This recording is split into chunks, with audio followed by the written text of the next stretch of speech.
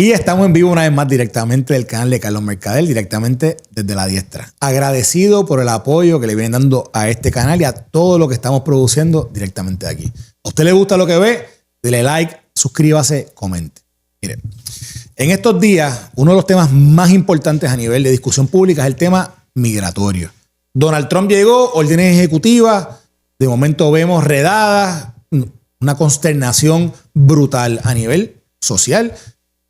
Se discute en los periódicos, se discute en los programas de radio, se habla en los noticieros tanto locales como nacionales y hay confusión, hay duda, la gente piensa que las cosas han cambiado drásticamente y yo no sé si eso es cierto o no, pero para hablar sobre ese tema yo he traído una experta en el tema migratorio. Ella es abogada de sobre 19 años de trayectoria en este tema, es una persona respetada en todos los foros porque ha trabajado tanto en el nivel federal como en el nivel privado y ha sido todo con éxito. Hoy está aquí con nosotros la licenciada Elle Díaz Fina, aquí le doy la bienvenida a el programa aquí a La Diestra. Saludos. Gracias. Un placer estar aquí. Quería aclarar que dices experta en inmigración. La ley de inmigración es bien compleja. Sí. Y yo siempre digo que probablemente conozco el 8% o el 10% de la ley de inmigración. Es cambiante. Y las políticas de los gobernantes de momento también tienen que ver con la ley de inmigración, así que... Bueno, pues corrijo, experta en un 8% del tema migratorio. Pero, sí. Ella, gracias que estás aquí. No, un placer, hoy con nosotros. Mira, ella, del saque. Quiero entrar a la discusión, el nitty-gritty de todo este revuelo que ha suscitado con el tema de las órdenes ejecutivas, el tema migratorio. Vamos a hablar, quisiera discutir contigo lo que significa las redadas que están ocurriendo a nivel nacional, el tema de que tienes muchas agencias del gobierno federal trabajando para identificar personas sin documentos o personas que han entrado a los Estados Unidos de manera ilegal. Quiero hablar sobre eso, pero quiero hablar también sobre lo que es el birthright citizenship y vamos aquí a hacer una discusión sobre eso. Quiero hablarte y quiero preguntarte, para comenzar, el 20 de enero, ¿cómo cambió la ley migratoria en los Estados Unidos? Si cambió de alguna manera. Que bueno, la ley migratoria sigue siendo la misma. La ley no ha cambiado. Lo que cambió fue la política pública del gobierno. Y el 20 de enero ya el presidente tenía sobre 100 órdenes ejecutivas ahí listas para firmar, ya estaban preparadas. Y ciertamente hemos sentido los abogados de inmigración que ha pasado un siglo. Y han pasado probablemente 27 días, de poquito tiempo. Han sido días bien intensos, de mucho trabajo para los abogados. Han sido días de mucho trabajo para los oficiales del gobierno y han sido días un poco de angustia para los inmigrantes que no tienen un estatus regulado y para sus familiares. Ok. ¿Cómo cambió o sea, dime, tú abogada de inmigración, trabajas con esto todo el tiempo. Todo el tiempo acude a ti diferentes personas con diferentes situaciones en el tema migratorio por su estatus, por la situación que sea que estén viviendo. Pero ¿qué cambió desde ese día en adelante en lo que se refiere a que la gente está llamando a ella para hacer qué? Hay un pánico. Sí. Y siempre le digo a la gente que no tenemos que entrar en pánico, simplemente estar alerta, pero ciertamente hay un pánico. O sea, la gente está desesperada. Ok, pues vamos atrás. Tú dices que cambió la política pública.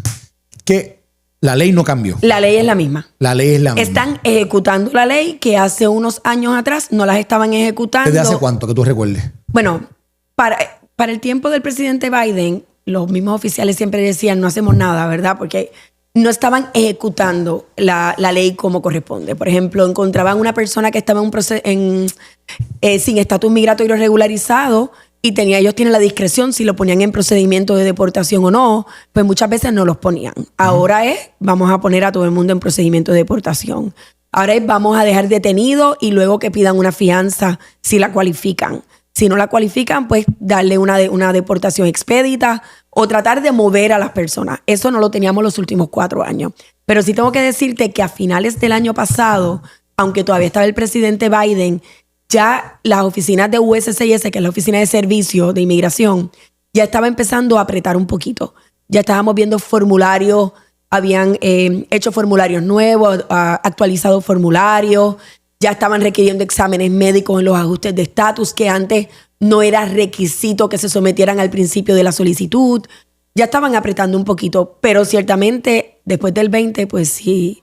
Y las últimas semanas. Por eso, y tú estás hablando, o sea, el tema es un tema de discreción En este caso... Inmigración es totalmente discrecional. Hay una ley, pero los oficiales, los jueces, los fiscales siempre tienen un margen de discreción. Y ahora mismo la discreción está bastante limitada. Y creo que eso también lo está afectando el que el presidente esté despidiendo empleados públicos. ¿Cómo?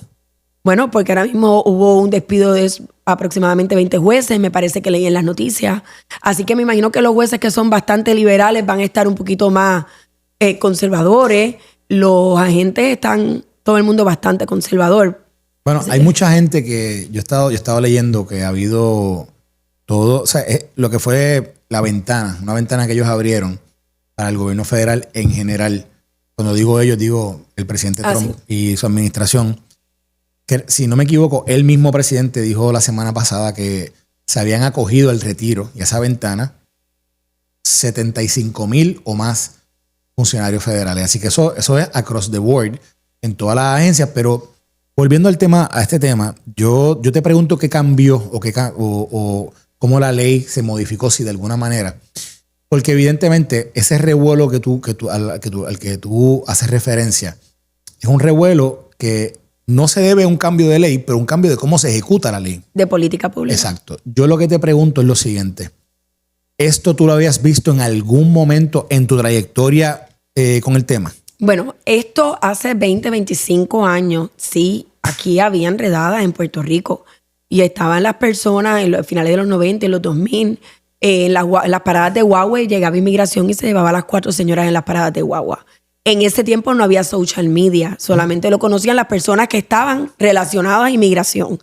Ahora el tema de inmigración, desde que estuvo Trump en la administración 45 de él, sí, el tema de inmigración ha creado un boom y todo el mundo está bien atento a lo que pasa en inmigración, y el social media pues también lo ha exacerbado más el interés por inmigración. Mira, yo te voy a decir, por ejemplo, en mi experiencia política, cuando estaba en Washington, antes de estar relacionado con nada de Puerto Rico, el tema migratorio era un issue a nivel nacional. En Puerto Rico no sé, pero yo estaba allá, yo llevaba ese tiempo, yo me mudé en 2007, y del 2007 yo te diría que desde el 2009-2010 yo comencé a trabajar con temas que tenían que ver con el tema migratorio. ¿Eso era a tiempo de Obama? Tiempo de Obama. Obama fue electo en 2008, 2009 entró. Pero interesante porque en aquel momento se hablaba de una reforma migratoria que venía de la discusión desde antes, de Bush hijo. No sé si te acuerdas cuando en un momento John McCain yo no me acuerdo quién era el lado demócrata, pero habían hecho como un acuerdo y esto ha estado cerca, no ha ocurrido, por lo menos no en años recientes. La última, tú me hablabas por teléfono sobre una posible amnistía, ¿verdad? O la posibilidad de que eso pudiera existir. La última persona que yo creo que dio una amnistía grande fue Reagan, fue en los 80. Yo planteo que el tema migratorio es un tema súper importante para la discusión pública, pero que a veces se diluye en la medida en que el tema migratorio y la reforma migratoria le toca a unos grupos particulares, y una vez uno entra en el proceso con un abogado o el proceso, ¿verdad?, de uno en hacer los documentos, etcétera, pues ya el issue se acabó. Entonces yo digo que por eso es que el issue no tiene necesariamente gente que cargue esas banderas por mucho tiempo. Porque una vez ya consiguen su estatus, etcétera, pues como que se acaba. Pero no deja de ser que es un tema súper importante porque, por ejemplo, yo tengo este amigo mío de CBP que me estaba contando que durante la administración pasada, que ellos recibían, ponle que al día arrestaban 50, 60 personas que cruzaban la frontera allí entre México y Texas. Pero entonces venía y le daba una citación a 3 años. Entonces, pues dice que se le daban, y ellos pues se iban. Y entonces no tiene accountability. Y entonces eso se convirtió en un issue de política porque decía Trump, ¿verdad?, que había que tener accountability de cada persona que entrase. Con eso de fondo y con lo que tú dices que has vivido y tu experiencia, ¿cómo tú crees que se arregla el sistema? Bueno, sería ideal con una reforma migratoria, pero y tratar de separar un poquito el asunto político. Y yo creo que el problema es que cada vez que tratan de traer una ley que tiene que ver con inmigración, la amarran a otras ayudas a Ucrania o, ¿sabes? Como que, y de esto sabes más tú que estuviste por allá trabajando en Estados Unidos, pero en vez de decir, ok, vamos a hablar de inmigración solamente, no es, vamos a hablar de inmigración, pero para que yo poder hacer esta ley de inmigración me tienes que dar el dinero del muro. o me tienes que dar dinero para X organizaciones cuando estaba entonces el presidente Biden. Yo sí te tengo que decir que lo que pasó durante la administración de Biden, yo no lo había visto. Tantas personas entrando por la frontera. Yo soy abogada de inmigración y obviamente tengo muchos clientes que pudieron tomar ventaja de ese proceso, pero como siempre digo, aquí en Puerto Rico, los inmigrantes que vienen son como hermanos, son trabajadores, vienen a trabajar, pero no nos podemos quitar la perspectiva de que la gente que entró por la frontera no sabemos realmente quiénes son. Y creo que por eso fue que ganó el presidente Trump. Y el presidente Trump está ejecutando su promesa de campaña. Y es mano firme y sacar, ¿verdad?, la mayor cantidad de inmigrantes de los que entraron recientemente. Ayer yo estaba leyendo un recorte de periódico que decía que supuestamente las deportaciones masivas eran más una expresión de Homan, el director, el secretario de Inmigración y de la administración, que en realidad en lo que estaban ejecutando, porque dice que esas deportaciones masivas no se estaban dando. Te pregunto, tú sabes que aquí en Puerto Rico causó revuelo, que aquel primer fin de semana... Tuve clientes míos. ¿Tuviste clientes? Okay, pues, tú sabes que causó revuelo. Y me imagino que... Todos los días, exacto, y todavía. Te pregunto, ¿tú sigues escuchando de Redadas todos los días? Sí, bueno, este fin de semana hubo. Así. Pero no es... Al principio, pues, iban a buscar a alguien y se llevaban colateralmente a los que estaban alrededor. Ahora, por ejemplo, yo tengo un cliente que le tocaron la puerta y lo llamaron por su nombre. Y lo sacaron a él y se quedó la esposa que no tenía documentos. Así que no te puedo decir realmente cómo es que lo están ejecutando. Sí. Yo quisiera pensar que iban a estar detrás, que era lo que habían comentado inicialmente, de las personas que tuvieran órdenes de deportación, casos criminales o los recién llegados. Pero, pues, últimamente han estado tocando la puerta y llevándose a personas recién llegadas. Bueno, pero a mí yo estaba leyendo también en otra instancia casos que, por ejemplo, ellos están, las autoridades están motivando a que, por ejemplo, si tú vives en un área y tú sabes de una persona que llegó, que tú la reportes. Y, por ejemplo, esto fue un visual de esto es una barbería. Y los agentes llegan a la barbería y cuando vienen a ver es que los compañeros de trabajo... ¿Eso fue aquí en Puerto Rico? No, eso fue si me equivoco, fue en Texas. Si no me equivoco. Okay.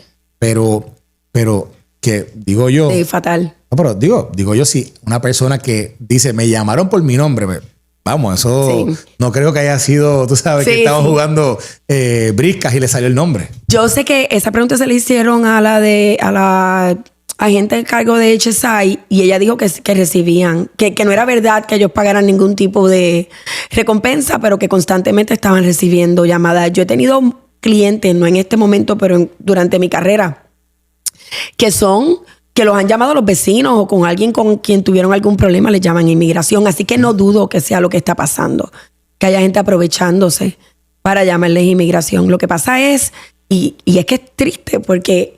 que es lo que a mí me parte el alma. Yo soy bastante conservadora. Yo trabajé en Homeland Security. Yo sé la importancia que es tener nuestra frontera segura. Yo sé la importancia, ¿verdad?, que es saber quiénes entran a nuestro país. Pero yo tengo clientes que viven en un pánico y entonces a mí me da mucho sentimiento porque imagínate que tú estés trabajando y que te arresten y tu hijo lo dejaste en tu casa. ¿Sabes qué vas a hacer? O en la escuela no lo pudiste ir a buscar. Y eso es lo que a mí pues me da sentimiento. Háblame de eso un momento. Digo, y te voy a decir algo. Esto es un tema...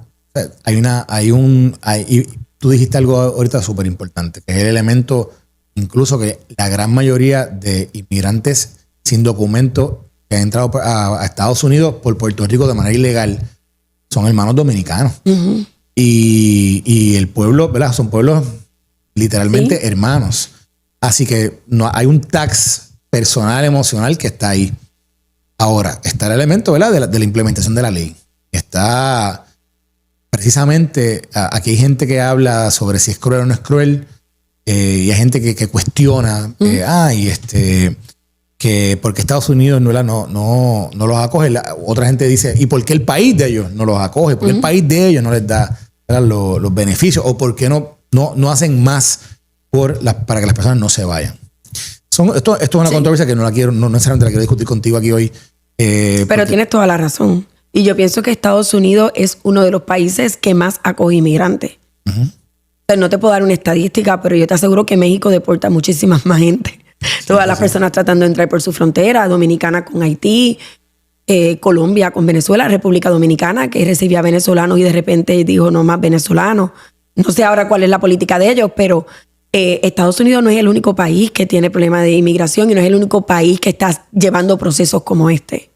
Digo, y Máximo, cuando tú dijiste ahorita que básicamente había una puerta abierta a entrar sin necesaria, digo, ¿verdad? No es que vamos a aclarar eso. Ahí está la frontera, pero estaba entrando mucha persona que no necesariamente el gobierno estaba procesando o deteniendo para devolver. Eso no estaba pasando. No, lo que pasa es que en ese momento, como ahorita comentaste que le daban un permiso, sí. Cuando estuvieron entrando, muchos de ellos entraban y decían que tenían miedo creíble. Y el miedo creíble es que tengo temor de regresar a mi país. Sí. Y entonces le hacían unas entrevistas de miedo creíble bastante sencillas, o a casi todo el mundo le encontraban miedo creíble. Y como no tenían dónde detener a esas personas, pues les daban lo que se llama un parol, o algunos los soltaban bajo supervisión para que solicitaran un asilo. Pero pues mucha gente dice, estaba casi la frontera abierta, porque todo el que venía decía, tengo miedo del vecino, pues le estaban permitiendo coger un asilo, cuando en la vida real, pues los requisitos de un asilo pues son mucho más estrictos. Pues mira, por ejemplo, hay casos que yo creo que marcan el por qué estas políticas han cambiado, la política pública ha cambiado. Pasa el caso de Laken Riley. Conoce ese caso, ¿verdad? Sí. Ok. Lamentable. Súper. Triste. Y estuve súper de acuerdo con lo que pasa hasta que de repente lees bien y piensas lo que pueden sufrir inmigrantes inocentes con ese tipo de ley. Vamos a hablarlo para que la gente lo entienda. Laken Riley era esta muchacha, estudiante de la universidad en Georgia, en Atlanta. Ella un día sale a joguear por el campus y no regresa. Y entonces la encuentran dentro del área del campus, en un área que había como un río, un riachuelo. Está asfixiada, la habían violado, la habían golpeado. Y cuando identifican que la persona, había registros de que este individuo había sido detenido en Nueva York y en la frontera. En ambas instancias, la frontera lo dejaron. En Nueva York lo detuvieron por un delito menos grave, así que le dieron una citación y el hombre llegó a Atlanta y finalmente comete este delito. Y de ahí que entonces que surge la ley que dice, si a usted no tiene un estatus y entonces lo comete un delito menos grave, la ley ahora lo que exige es que esté detenido hasta que se vea el procedimiento. La ley lo que requiere es que si te arrestan por algún delito menos grave, por ejemplo, shoplifting, Exacto. Robar en una tienda, larceny. Que creo que a este individuo lo habían cogido, me parece que fue en Walmart, robando y lo dejaron ir porque era una bobería. Pues esa ley lo que requiere es que si tú eres un inmigrante sin estatus y te detienen solamente el mero arresto por estar shoplifting, ahí uno pues también si ocasionaste daño o sea, algún tipo de agresión, pues también se podría considerar. Pero a mí pues me da un poquito, ¿verdad?, de temor el que estos delitos menos graves, solamente el mero arresto es suficiente para que inmigración te deje detenido. Y entonces al inmigración detenerte y no poderte soltar, pues entonces se te cierran las puertas en los procesos migratorios, porque entonces estás desde detención. Y lo que me preocupa de la ley, que ciertamente te digo que yo tengo un hijo que estudia en Estados Unidos y me muero uno recibir una noticia así, ¿verdad? Pero podría tener como consecuencias que personas que quieran discriminar con inmigrantes los acusen de delitos que no realmente han cometido y el mero arresto sea suficiente para que ya esta persona no pueda salir y tenga que enfrentar inmigración desde detención. ¿Y cómo tú lo harías distinto? No sé cómo lo haría distinto, pero ciertamente protegería la frontera. Una frontera protegida. Una frontera protegida. Evitaría la inmigración ilegal. Sí. Y cuando estos muchachos entraron y los cogieron cometiendo el delito, pues evaluar las circunstancias del delito que cometieron y cómo fue, y ver si se le da una fianza, si se le pone un grillete, si entonces se le adelanta el caso de inmigración, que vea su caso de inmigración. Pero imaginémonos una mamá que vaya con su hijo en un coche y el hijo meta algo en el coche y la acusen de shoplifting. Ahí mismo se la llevaron detenida y va y todo el mundo. Así que eso es lo que me preocupa de la ley. Oye, que podemos hablar... No, yo lo entiendo. Podemos hablar, por ejemplo, y estoy brincando el tema, pero Bukele. Sí. Bukele es el héroe del mundo. Y a mí me encanta ver que El Salvador esté bien y que todo esté organizado, pero ¿cuántos derechos civiles se podrían estar violando? ¿Cuánta gente inocente podría estar ahí? Y pues me preocuparía lo mismo con esta ley, que puedan haber personas inocentes. Cuando me traen el tema de Bukele, yo establezco las diferencias dentro de lo que es el sistema legal nuestro versus lo que puede ser allí. Uno, muy distinto, ¿verdad? Y dos, que dentro del balance y las prioridades que puede tener un gobernante, yo, como te dije, viví mucho tiempo en Virginia, viví en el área de Washington, D.C., y la gran mayoría de inmigrantes en el área son salvadoreños. Pues viene de Salvador. Sí. Y entonces estaba todo este tema, siempre estaba presente. La discusión de lo que eran las maras, el M16, el M13. El 13, el 16, el 13. Y era, o sea, había uno, todo el mundo me decía, esto es Salvador. Yo trabajé en la cárcel federal, nosotros cogíamos todos esos seminarios y training de pandilla. Y yo no sé si es tu experiencia, pero yo tenía este amigo mío puertorriqueño que llevaba comida a las cárceles y llevaba a máxima seguridad. Y hablaba. Este elemento de que te sientas con el presidiario y tú le tienes que, con la esposa, y tú le vas dando la comida, tú le vas dando él me contaba. No tuve esa máxima. Pero él me contaba cómo hablaban y él me contaba que, por ejemplo, las maras, que, o sea, ellos decían, mira, aquí hay de todas las gangas habidas y por haber. Pero la mara que nadie, pero en la ganga que nadie respeta es la de las maras. Porque las maras no respetan a nadie. Y te traigo ese elemento porque, por ejemplo, El Salvador pues, se hablaba que era bien peligroso. No, yo estoy de acuerdo. Yo estoy de acuerdo y dicen que El Salvador ahora mismo pues, es un lugar que uno puede ir a visitar y demás. Y estoy de acuerdo y no critico al presidente y todo el mundo lo ve como un héroe y that's perfect. Lo que quiero decir es que muchas veces cuando tratamos de tomar y yo soy conservadora, tampoco quiero que pienses que no lo soy. Pero cuando tomamos estas leyes que quitan tanto derecho, me preocupa con los más vulnerables. O sea, podemos tener alguien que acuse porque estás con mi marido y te acusé de algo, o la razón que sea. Y las consecuencias podrían ser nefastas para los inmigrantes. Que a lo mejor es lo que correspondía hacer en el momento, a lo mejor. Pero pues es una ley que suena bien bonita, pero para propósitos de los inmigrantes, pues podríamos tener un poquito de temor. Mira cómo te voy a preguntar lo siguiente. Tú has tenido experiencia all over, o sea, across the world en estos temas. En Puerto Rico, la inmigración ilegal, el tema del flujo migratorio de personas que entran por las costas, etcétera, ¿está ligado al narcotráfico? Con mi experiencia de haber trabajado con CBP, te puedo decir que sí, porque muchas veces en esa yola, ¿verdad?, traen también droga. Con mi experiencia de abogada de inmigración, te puedo decir que el 99% de mis clientes son gente trabajadora, buena, que no tienen nada que ver con el narcotráfico. Ahora, que Puerto Rico es un puente y por eso en Puerto Rico hay unos chequeos adicionales en los aeropuertos, que eso no lo hubo durante el presidente Biden. Aquí muchos inmigrantes entran a Puerto Rico y después compraban un boleto de avión y viajaban para Estados Unidos. Y aquí en Puerto Rico nosotros tenemos la presencia de customs en los aeropuertos, inmigración. Y por nuestra... Por ser Puerto Rico, por ser una isla y poder ir al continente americano. Es el territorio de Estados Unidos. Es que te voy a decir por lo territorial que tenemos, pero... Iba a decir, digamos, que somos una colonia, ¿no? No tiene nada que ver, sino por la geografía, whatever, porque Puerto Rico estamos separados del continente. La ley permite que los oficiales de inmigración le pregunten a los viajeros cuál es su estatus migratorio o su ciudadanía. Eso no pasa en los estados. Si tú te vas a montar en un vuelo a Nueva York, no puede haber un oficial de inmigración de Nueva York para Puerto Rico o de Nueva York para Kansas.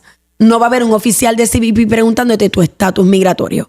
Puerto Rico sí tiene esa capacidad de hacerlo. Y entonces, por lo general, muchas personas cuando tratan de viajar al continente americano, se encuentran con los oficiales de inmigración que ahora mismo están en todos lados, ahora mismo que nadie viaje. Pues se encontraban con ellos y los detenían. Durante la administración anterior, viajaban felizmente. Entonces, cogían a alguien de vez en cuando, pero no como cogían en el tiempo de Obama o en el tiempo de Trump. O sea pero esto es importante porque, de nuevo, no fue que la ley la cambiaron, es que la ley ya estaba política, así. Es la manera de ejecutarla. Por eso es permisible bajo la ley. Y era permisible antes y ahora. Lo que pasa, exacto, lo que pasa ¿Cómo es... tú lo implementas? Es lo que ha cambiado. La implementación y las directrices que le daban a sus oficiales. Ahora mismo, si vas de viaje, cuando pasas TSA, detrás de TSA hay oficiales de aduana. O no sé si alguna vez has tenido la experiencia que cuando te ibas a montar en el avión, habían los oficiales de aduana en el avión, de inmigración, y ahí te pedían tu estatus migratorio. Pasa mucho a Nueva York, a New Jersey, Pensilvania. Sí. Ahora sí están all over y están trabajando, yo diría que full time. Pero durante el año pasado cogían a uno que otro, pero no la cantidad de gente. Yo tenía clientes que viajaban como si nada. Ok, entonces ahora mira, el otro día yo estaba en radio, estábamos hablando con Rebeca González, que es la que dirige HSI, y le hizo la pregunta a alguien, con un colega mío a ella, de qué hace una persona si tiene un estatus migratorio, o sea, no tiene documentos, está de manera ilegal en Puerto Rico, para efectos de la ley está de manera ilegal en Estados Unidos. ¿Qué hacía? Y yo le dije, bueno, llame a un abogado, porque esa es mi recomendación también. O sea, explica brevemente cómo, dentro de una dinámica para una persona que no, porque, ojo, hay mucha gente que no entiende el tema migratorio porque no te toca. Pero para alguien que ha tenido que pasar el Niágara en bicicleta, que entraron, ¿verdad?, de manera ilegal a cualquier lugar, pero que eso en sí conlleva un sacrificio brutal. ¿Qué hace? ¿En quién confía? ¿A quién llama cuando ocurre algo así? Ok, bueno, lo primero que te quiero decir es que yo soy hija de inmigrante. Mi mamá es cubana y mi tío salió primero y después pudo traer a mi mamá y a mis tías y pasaron frío y se arroparon con periódicos. Así que el que nosotros seamos americanos es suerte. Y el que nosotros vivamos en un país como este, donde podemos viajar y tenemos oportunidades, es suerte. Así que por eso yo sé que la ley de inmigración hay que ejecutarla, hay que llevarla a cabo, hay que cuidar nuestra frontera, pero no podemos perder la perspectiva que nosotros lo que hemos tenido es suerte de haber nacido en un país como este. Hay personas que no nacen en países que tienen estas oportunidades. Y entonces llegan a los Estados Unidos buscando este sueño americano y me da pena porque muchas veces los timan personas de la misma nacionalidad. No hace un tiempo atrás, unas personas de nacionalidad dominicana fueron convictos o arrestados porque estaban secuestrando a los inmigrantes cuando llegaban para cogerle recompensa. Porque fueron 3 o 4. ¿Verdad? Sí, y eran dominicanos. Hace 2 semanas. Y uno dice, ¿cómo van a ser un dominicano haciéndoles otro dominicano? Bueno, pues pasa. Una persona que está aquí de manera irregular, mi recomendación, y en este momento lo que está pasando, ¿verdad?, mi recomendación es que contacte a un abogado de inmigración y que se asegure que la persona que contacta es en efecto un abogado de inmigración. Hay personas que se hacen pasar por abogados, que se llaman doctores, licenciados y no son abogados de inmigración, y cuando de verdad necesitan el que este abogado ejecute, no pueden ejecutar porque no pueden representarlo ni ante inmigración, ni ante deportaciones, ni ante ICE, ni ante el aeropuerto. Así que lo más importante es contactar al abogado. ¿Qué pasa si yo entré sin documentos a los Estados Unidos? ¿Cómo puedo legalizarme? Pues no es automático, no es que, a menos que el presidente haga, ¿verdad?, una amnistía o una reforma migratoria. Pero alguien me tiene que pedir. Inclusive si estoy en mi país, alguien o me pide un patrono o me pide un familiar. El cónyuge o un padre o un hijo. Primero quiero decir que las leyes de inmigraciones tienen muchas excepciones, ¿ok? La ley. Así que lo que estoy hablando es de manera... Háblame solamente del 8% que general. Tú eres experta, por favor. Exacto. Pero de todos modos, de ese 8%, no. Quiero hablar quiero decir que de lo que yo diga, que alguien diga, no, si se casó con el esposo es residente, la ley cambia. O sea, esto es una manera bien general. Y nadie lo debe tomar como un consejo, siempre deben ir a un abogado. Pero un inmigrante, por ejemplo, que entró con Yola y se casó, pues su cónyuge, su esposa o esposo, le puede hacer una petición. Si el esposo es ciudadano americano, la petición no tiene tiempo de espera fuera del tiempo de procesamiento. Si el esposo es residente permanente, pues esas visas no son inmediatas y tienen que esperar como 2 años en lo que la visa esté inmediata. De 2 a 3 años en lo que la visa está disponible, perdón. Así que ya aquí tenemos un proceso de 2 años y pico en la petición para cualquiera de los 2 procesos. Si la persona ya está irregular aquí, tiene que pedir un perdón.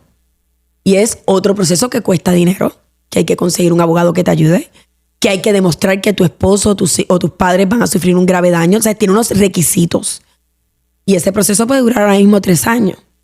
Y después que le aprueban el perdón, entonces podrían ir a la embajada de su país. Hay embajadas bastante rápidas como Colombia, pero tenemos la embajada de Dominicana que se puede tardar 2 años en una cita. Wow. Así que el legalizar a una persona que está aquí sin estatus migratorio regular en este momento se puede tardar 5 años mal tasado. Antes de pandemia era otro término, era mucho más corto. Pero... Dijiste ahorita, y no era necesariamente algo que iba a discutir, pero ya que lo mencionas, lo voy a traer. Tú mencionas que haber nacido aquí es haber tenido suerte. O sea, dame contexto de por qué me estás diciendo eso. Porque lo digo yo y la gente... Pero quiero que tú le des contexto a por qué estás diciendo algo así. Bueno, porque nosotros que hemos... Y personas que a lo mejor nacen en España o en otros países, ¿verdad? De primer mundo. Pero en Puerto Rico, pues nosotros nacemos con un pasaporte americano. Y tenemos las oportunidades de que no nos va bien en Puerto Rico montarnos en un avión e irnos a vivir a Chicago, irnos a vivir a Florida, irnos a vivir a Nueva York. Queremos ir de viaje, tenemos la oportunidad de poder comprar un pasaje e irnos a España sin necesidad de que vengan a ver si mis ingresos son suficientes, si tengo intención de quedarme o no en España. Así que para nosotros se nos hace mucho más fácil tratar de conseguir nuestras metas y de crecer y desarrollarnos. Personas de Dominicana, por ejemplo, se les hace muy difícil conseguir una visa de paseo. Las personas tienen que demostrar que tienen la capacidad de venir de paseo y que van a tener el deseo de regresar. Y cómo tú demuestras que tienes el deseo de regresar si eres una persona con pocos recursos y te ganas $300 al mes y cuando llegues aquí te ganas 125 el día. Pues obviamente es bien difícil poderle demostrar a un oficial consular que tú vas a querer regresar porque... Y lo vemos en Puerto Rico con la comunidad dominicana. Y hablo de los dominicanos porque es lo más que tenemos. Sí. ¿Cuántas personas no vienen y dejan a sus hijos allá? Y después que se legalizan, entonces vienen trayendo poco a poco. Y por otro lado, digo, cuando ellos vienen acá, ¿qué vienen buscando? Vienen buscando eso. Una mejor vida. Y te quiero decir algo, perdóname. Y lo más que me gusta de mi trabajo es ver cómo tengo clientes que han buscado esta mejor vida y realmente han prosperado. Tengo clientes que han comprado propiedades, que tienen sus buenos negocios. Tengo un cliente que es un influencer y le va súper bien. ¿Sabes? Y eso pues es parte de lo que uno se disfruta, que vengan aquí a aprovechar las oportunidades y crecer. Sí, bien gratificante. Brevemente, lo que es el Birthright Citizenship, que es una enmienda constitucional de los 1870 y pico, 70 por ahí, donde en un momento dado se enmienda la Constitución de los Estados Unidos por el tema, un caso de la Corte Suprema, tema tiene que ver con los esclavos, con los negros, que en aquel momento no se consideraban ciudadanos, o por lo menos no ciudadanos, no first class citizenship. Y una decisión que valida ese pensamiento, y entonces viene el Congreso y legisla. Pasa el tiempo. Y entonces están los temas de Anchor Baby, que es bebé ancla. Está el tema de que es porque la Constitución protege a quien nace dentro de un territorio americano a que se convierta en ciudadano inmediatamente, a que supuestamente los inmigrantes que llegan a Estados Unidos de manera ilegal, abusan de eso y por eso hay que cambiarlo, obviamente. Sale una orden ejecutiva, va a la corte lo tumba.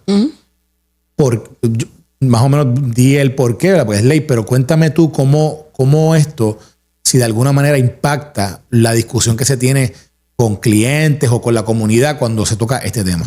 Bueno, lo que pasa es que, como todos sabemos, ¿verdad? Cuando los inmigrantes, si una mujer inmigrante da luz en los Estados Unidos, aunque el papá sea otro inmigrante o no esté el papá ni en los Estados Unidos, ese niño cuando nace americano. Eso no pasa en todos los países. Estados Unidos es uno de los pocos países del primer mundo que permite que eso suceda. Por ejemplo, si tus papás son médicos y están estudiando en España, tú no naces español, tú naces americano. Y después, ¿sabes? Pero no naces español. Y eso pasa en Francia y pasa en muchos otros países.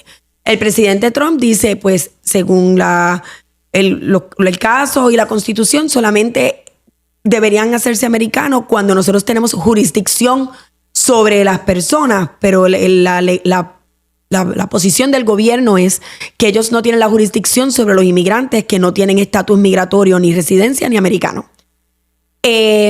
Definitivamente impacta, porque creo que va a minimizar el que las personas vengan a entrar a los Estados Unidos a dar a luz. Conozco muchas personas que son personas de muy buena familia de Latinoamérica, que los niños son americanos porque los papás vinieron, dieron a luz en Boston y se volvieron a ir. Y los niños nacieron americanos. Probablemente ellos pagaron el hospital, ¿verdad? Porque son personas que tienen poder adquisitivo.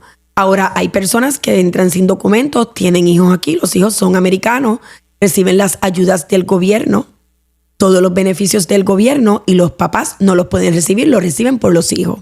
Y yo entiendo que esto es lo que el presidente Trump está tratando de evitar que suceda. ¿Que lo puede hacer con una orden ejecutiva? Ciertamente pienso que no. Pienso que hay que tratar de enmendar la Constitución. Yo estoy de acuerdo contigo en que yo creo que esto es más bien un mensaje. Esto es más, esta mañana yo estaba en una entrevista por un programa de radio en Miami y hablamos sobre este tema. Yo lo que le decía, bueno, una revisión judicial sencilla te dice que no se puede implementar por orden ejecutiva. Ahora, ¿cuál es el mensaje que está llevando la administración? No estamos a favor de esto. Y si eso produce una conversación o si eso produce una impresión de que el que está afuera dice, no vayamos para allá. ¿Qué es lo que está pasando ahora mismo? Yo estaba viendo los otros días las noticias que los albergues que habían en el camino por México, Honduras, todos esos albergues estaban vacíos.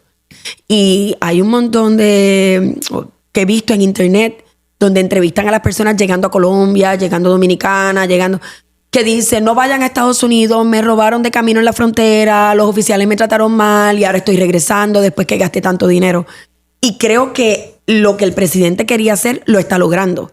Porque están reportando que no hay personas entrando y ya no están las caravanas de camino. Y la gente está asustada y hay personas que están yendo a mi oficina y a oficina de otros abogados diciendo, licenciada, a mí no me han cogido, pero yo me quiero ir. ¿Sabes? Sin que me cojan. Así que el deterrent, que era lo que yo entiendo que él quería hacer, además de cumplir su promesa de campaña, pienso que lo está logrando. ¿Cómo nos afecta? Pues creo que bastante.